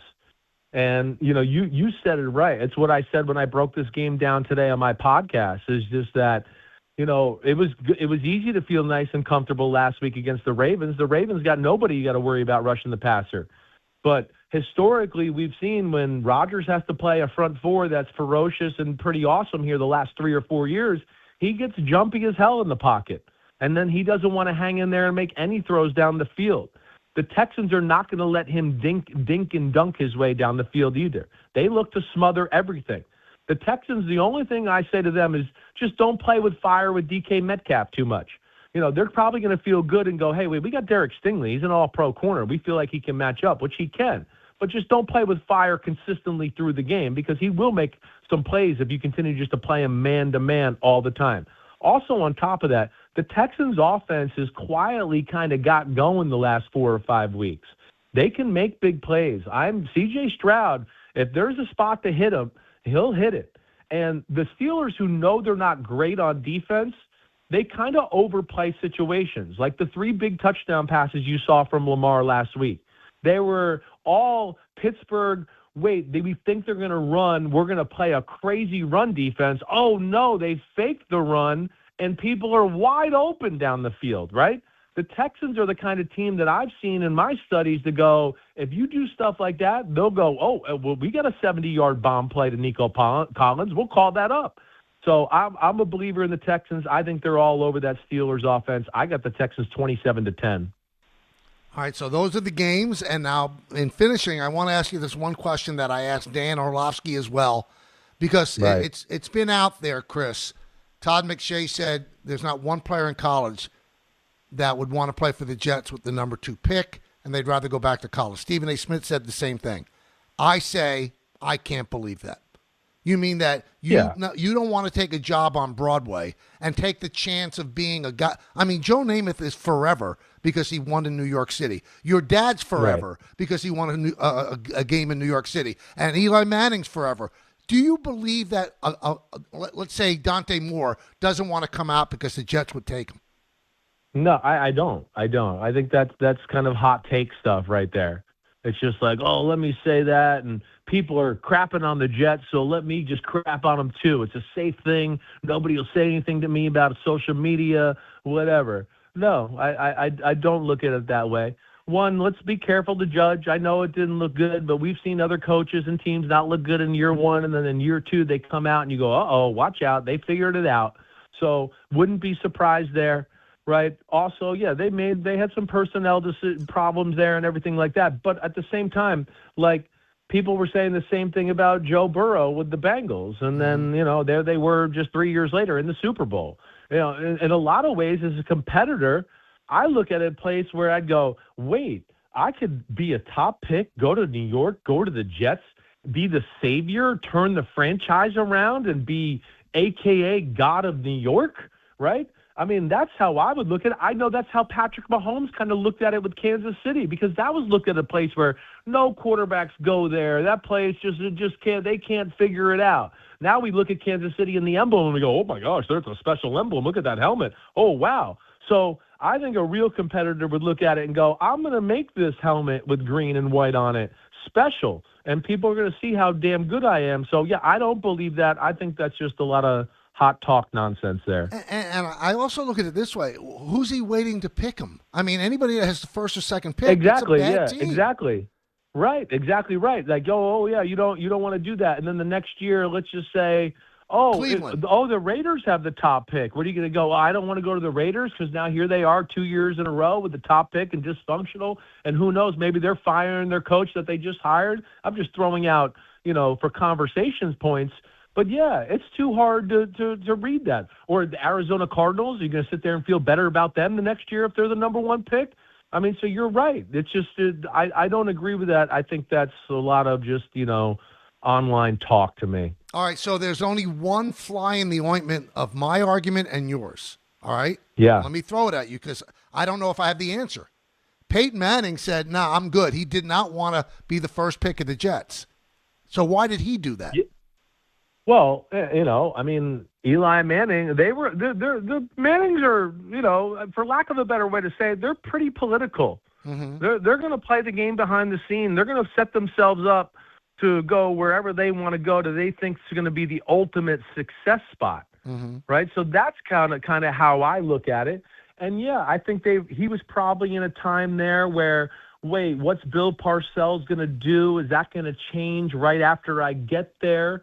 So I think there was some other context there that you're not sure about. But I mean, his brother did the same thing. I mean, with the Chargers.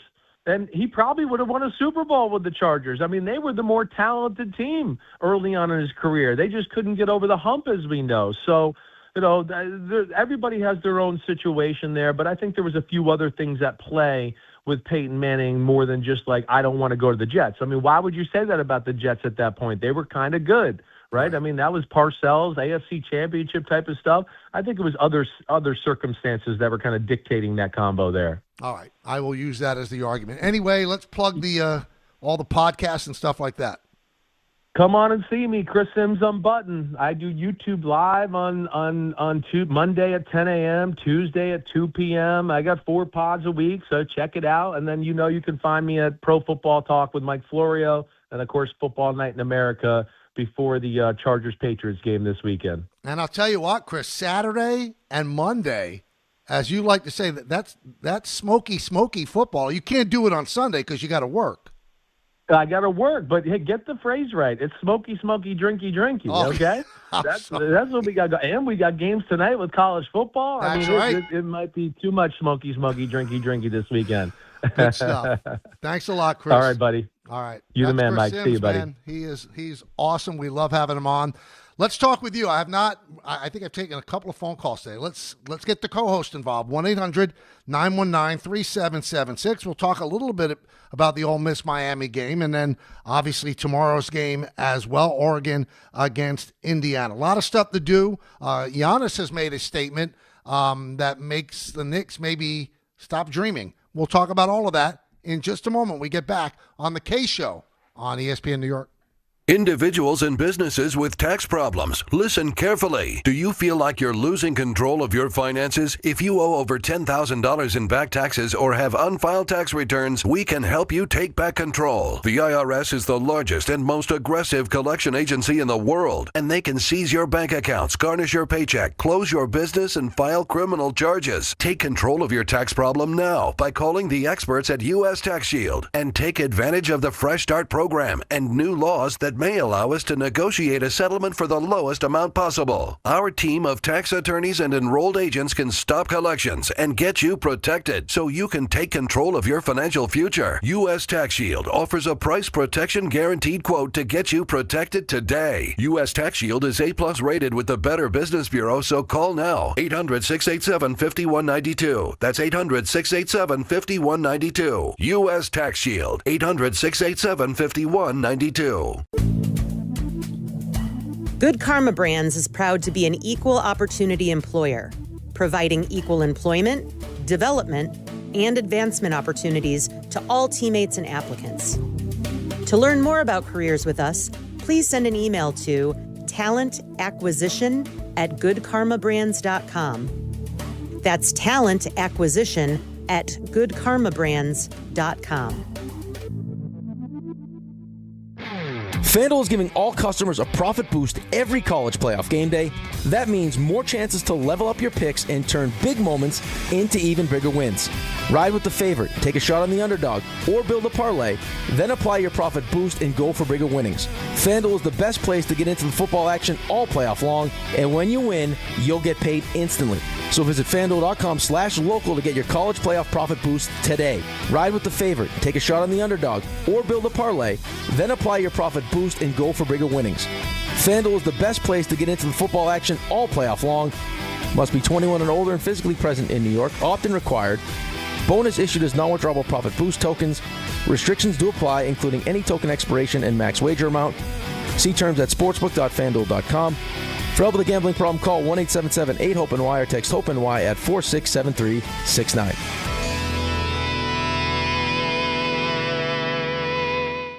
If you've been injured on a construction site, then you need a lawyer who knows New York's unique labor laws. At the Parisman Firm, they have decades of experience handling construction accident cases and a proven track record of delivering huge results. Their team has already recovered nearly $1 billion for hardworking New Yorkers. From scaffold accidents to slip and falls and equipment failures, they've got your back. Call the Parisman Firm now at 718-WORKERS. That's right, 718-WORKERS, because your case is their cause. Get the justice you deserve today.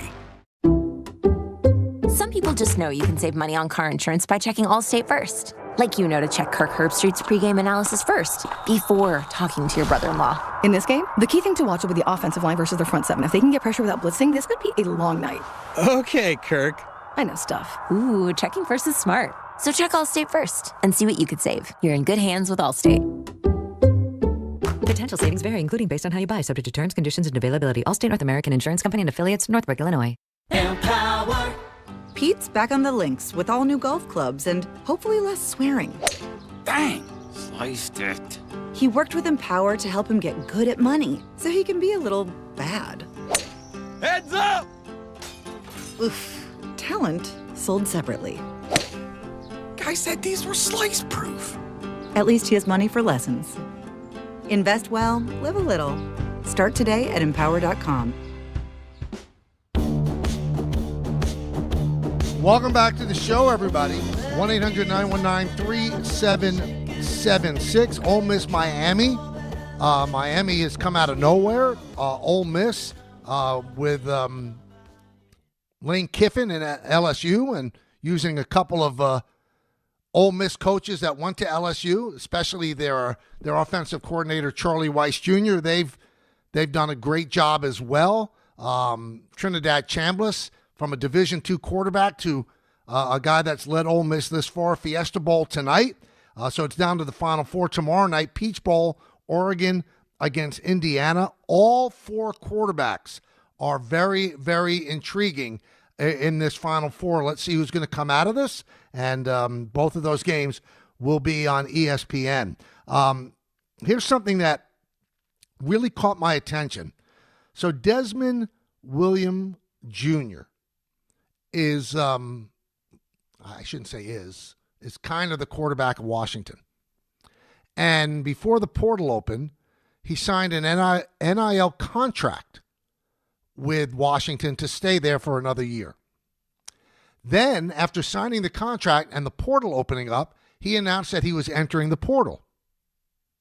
Imagine that, after a signed contract. So Pete Thamel, who covers college sports for us, said that this is a flashpoint. That's his phrase for college athletics, a flashpoint. And what Desmond is doing is testing the viability of signed contracts.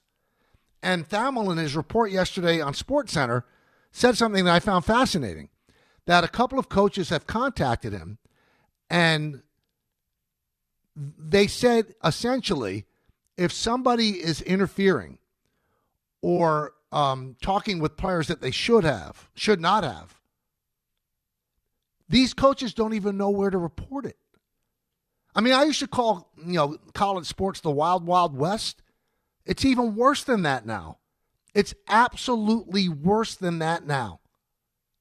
If this guy signs a contract and then cavalierly says, oh, by the way, I'm going into the portal. And the contract, by the way, was for $4 million. And so all these players now have agents, and some school probably contacted his agent and said, we'll give more. And to this kid, the signed contract meant nothing. And Washington is not going to release him from the contract, but will the contract stand up? And where do they go in the NCAA?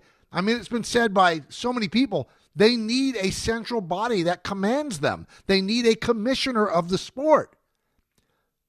So coaches don't even know who to report it to if somebody messes with their players. How is this good for the sport? Don't call it college sports anymore. It's a minor league football system. That's all it is. I'm not saying that's a bad thing or a good thing, but let's not shroud it in education. It has nothing to do with education. Players are jumping from team to team. And the same thing's happening in college football, on college basketball. So keep a close eye on what happens with Desmond Williams Jr. I mean, it's an amazing story that's kind of flying under the radar, especially here in New York, because we're not that big of a college football town, but that is a big, big deal. Giannis, in an interview with the Athletic, said, I would, quote, never ask the Bucks for a trade. Now, he's hemmed and hawed about it. When asked about it, he said he would never ask the Bucks for a trade. Never. Now, he said if they want to trade me, that's a different story, but I'm not going to them and asking for trade. Now, is he just parsing words? Would his agent ask for the trade? But Milwaukee is right now in talks to try to acquire Anthony Davis from Dallas. They're always trying to put the best team around Giannis. So for those thinking, well, the Knicks should make a deal before the trade deadline at the beginning of February, that deal might not be made, might not be makeable because Giannis might not want to be traded. So we'll follow that as well. Now we go to you. 1-800-919-3776. Billy in Hartford. Billy. Hi, Michael. How are you? I'm good. How are you? Good. I used to call the show all the time when all three of you guys were together. Well, thanks for calling this one now. Yes.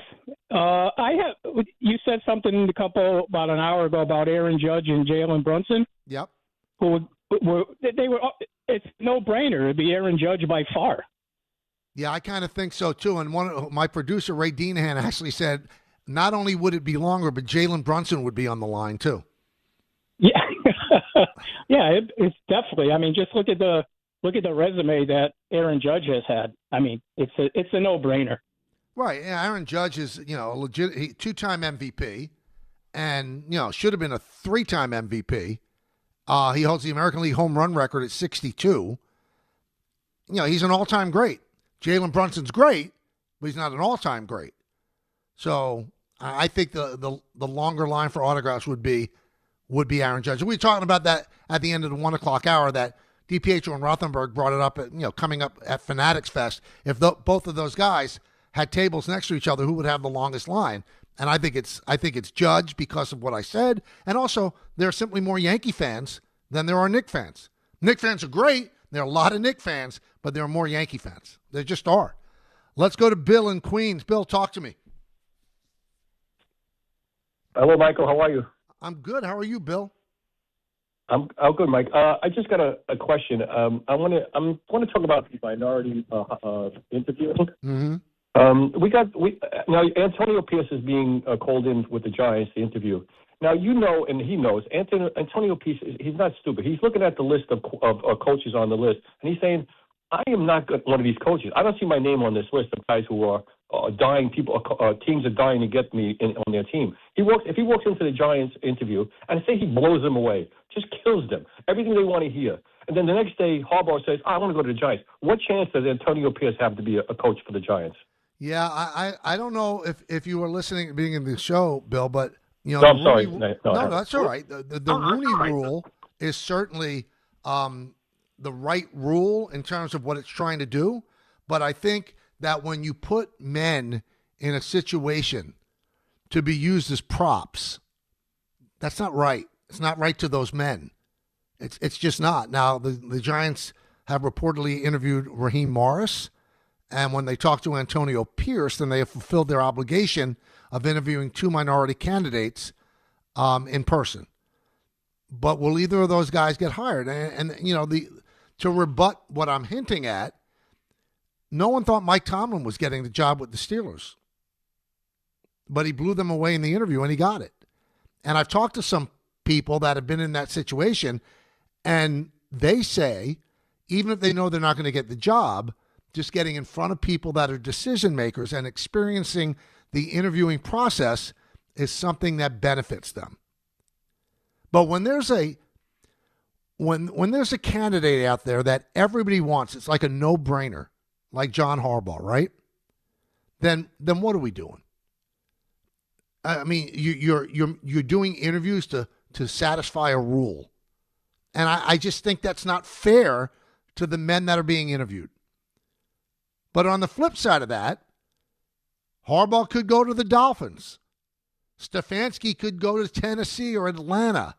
All the sure things could go somewhere else. The Giants might not be the shining light of a job that everybody thinks that it is.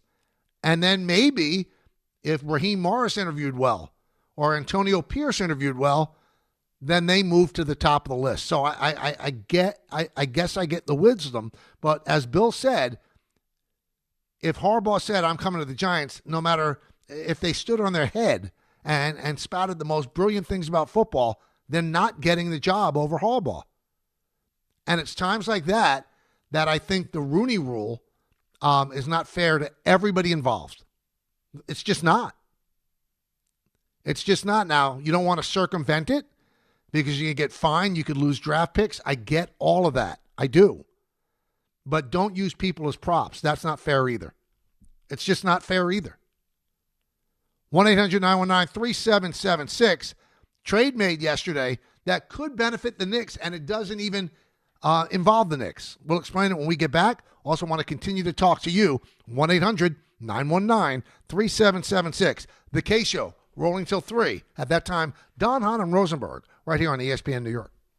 Individuals and businesses with tax problems, listen carefully. Do you feel like you're losing control of your finances? If you owe over $10,000 in back taxes or have unfiled tax returns, we can help you take back control. The IRS is the largest and most aggressive collection agency in the world, and they can seize your bank accounts, garnish your paycheck, close your business, and file criminal charges. Take control of your tax problem now by calling the experts at U.S. Tax Shield and take advantage of the Fresh Start program and new laws that may allow us to negotiate a settlement for the lowest amount possible. Our team of tax attorneys and enrolled agents can stop collections and get you protected so you can take control of your financial future. U.S. Tax Shield offers a price protection guaranteed quote to get you protected today. U.S. Tax Shield is A+ rated with the Better Business Bureau, so call now. 800-687-5192. That's 800-687-5192. U.S. Tax Shield. 800-687-5192. Hey, New York and New Jersey, commitment issues? No problem. Now you can get unlimited talk, text, and data for $25 a month forever, as in for life. Switch now at boostmobile.com. After 30 gigabytes, you may experience slower speeds. Pay $25 a month as long as you stay on the Boost Mobile Unlimited plan.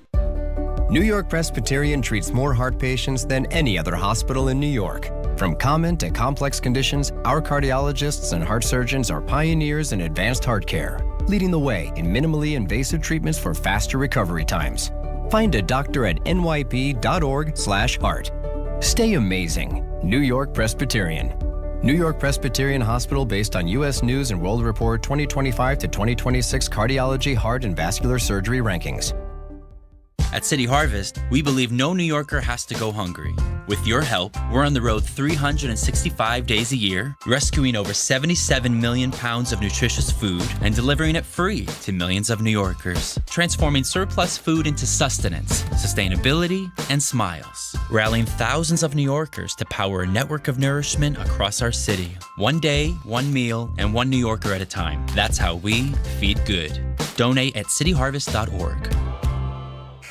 What if your instincts could pay off? With Robinhood Prediction Markets, you can put your sports IQ to work on the games you know best. It's not you against the house. It's you participating in a live market.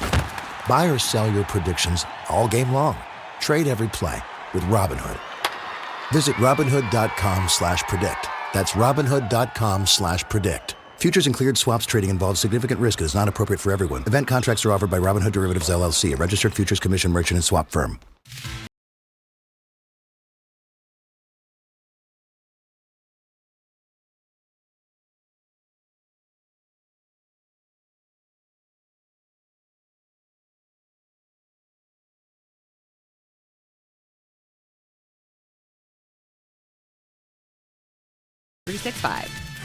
Gambling problem? Call 1-800-GAMBLER. 21 plus only. Must be physically located in New Jersey. T&Cs apply. Smalls here. Life is full of choices. Some big, some small. And when you choose an H&R Block Tax Pro, you're choosing the largest network of tax expertise to be in your corner. For when your big ambitions need help with the small details. For when your six figures come from 6 different places. For when your gaming stream becomes your revenue stream. For when your business's year one needs 70 years of tax know-how. At H&R Block, they've seen it all. And they're here to help you make the most out of your money for life outside the box. Hey, fans! Welcome back to Fansville's Cheers and Tears. Oh. Okay, so like everybody deals with losing, right? To a rival on a last-second field goal. Whatever, it's fine. I'm totally fine. But I cope with losing with an ice-cold Dr. Pepper. Those 23 flavors are like so delicious. They totally wash away the pain of your college football team taking a big fat L. College football, it's a pepper thing. The College Football Playoff Semifinals on ESPN Radio. Tonight in the Verbo Fiesta Bowl. From 47 yards, he got it! Ole Miss faces Miami. And it's intercepted! It's going to be a Miami pick six! Then on Friday in the Chick-fil-A Peach Bowl. It's Indiana, Oregon.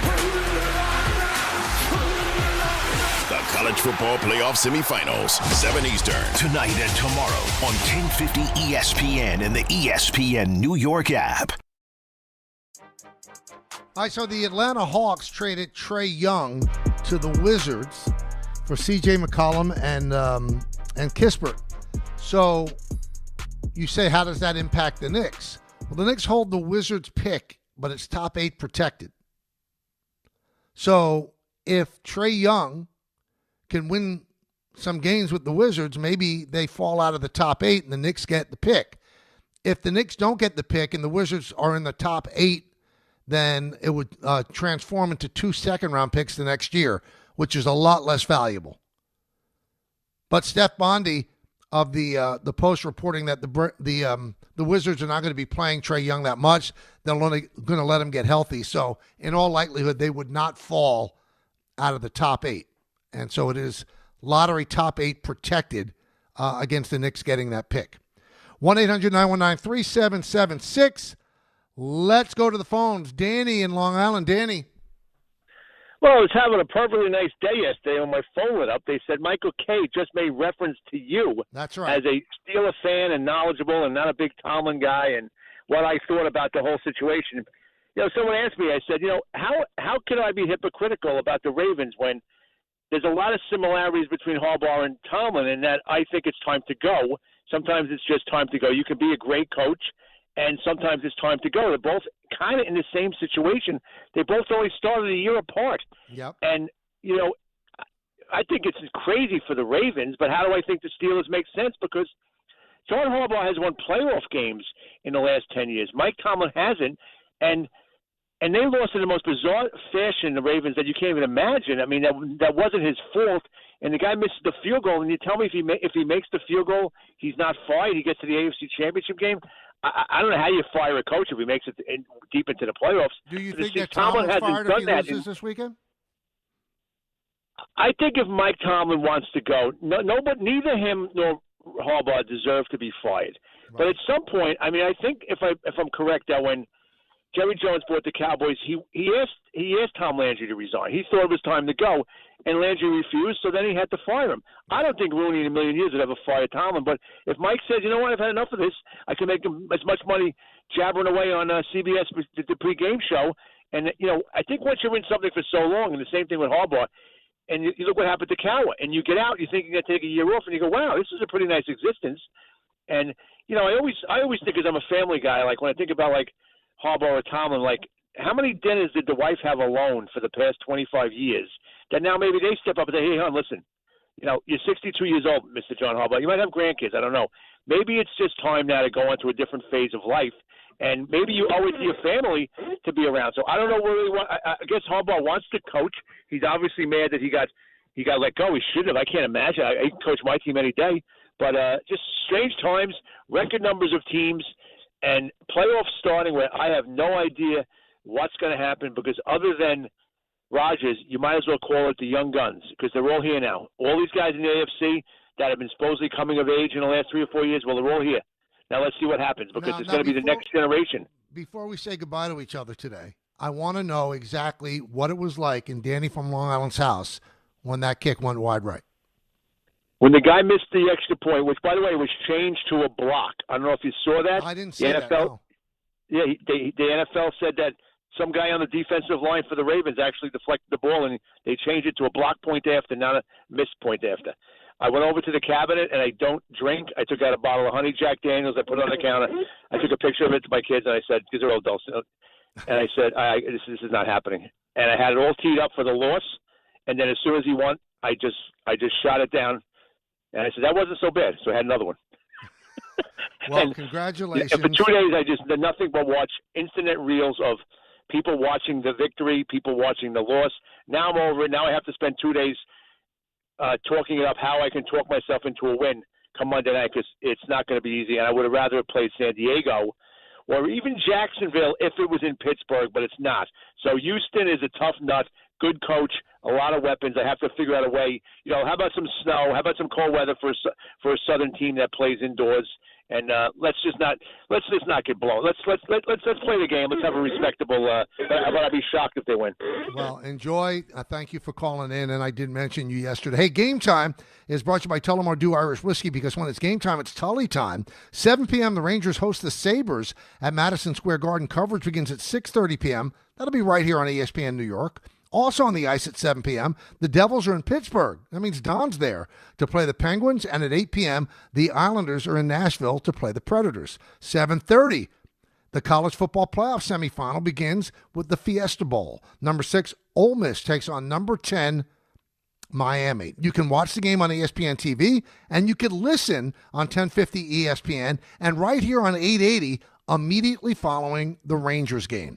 Tullamore Dew, the original triple distilled, triple blended, triple cask matured Irish whiskey. Be sure to grab a Tullamore Dew. Try the new Tullamore Dew Honey during today's action. Glass up to enjoying Tullamore Dew responsibly. Let's go back to the phone calls. Charlie in Huntington. Charlie. Hey, Mike. How you doing? Good. How are you doing? I'm doing good, sir. Thank you so much for taking my call. I appreciate it. Thanks for making it. Yeah, thank you. Simple question, I guess. So if Jalen Brunson does bring home a championship this year for the Knicks, and Aaron Judge happens to retire with no championship whatsoever, specifically in New York, not at the national level, right? Whose legacy is more impressive, I guess you could say, over the time, right? Obviously, Judge at a national level, what he's done, all his accolades and stuff is fantastic. But if Jalen can beat the beast and bring back a championship to New York, what do you think? I guess in general, right? I think obviously. Well, the only thing that we could compare it to, Charlie, I'll throw it back at you. Walt Frazier won 2. So if Walt Frazier's table was next to Aaron Judge's table, who would have the longer line? Now you could say because of the age difference, different generations, but and Walt Frazier is one of the top 50 NBA players of all time. But I think Aaron Judge's legacy as a great all-time player is probably higher than Frazier's. Do you agree? I agree, but what about the time difference, I guess you could say, right? Yeah. Knicks fans have been waiting for all of this time, right? And for Brunson to be the one to break through and to be the guy that not only took the pay cut, right, to stay here and do all of that, right? Just in comparison to both their legacies, like I don't know if it's necessarily the table length, if you would, or that line there, but just also knowing the Mets influence, right? How many of those Mets fans are really lining up for Judge too? And right, I guess you could say, but would love to hear your point, I guess, right? More than anything. I just think if Jalen did bring a championship here, how much stronger would his legacy be if you were at the Garden, let's say, right, and you got two sides of the coin, and it was after Jalen retired, right? Who gets the louder ovation if it's Judge or him post-retirement if Jalen has the championship? Well, if it's at the Garden, Charlie, I mean, the venue obviously matters. If it's at the Garden, he's going to get the biggest ovation because, you've got 19,812 Knicks fans for the most part.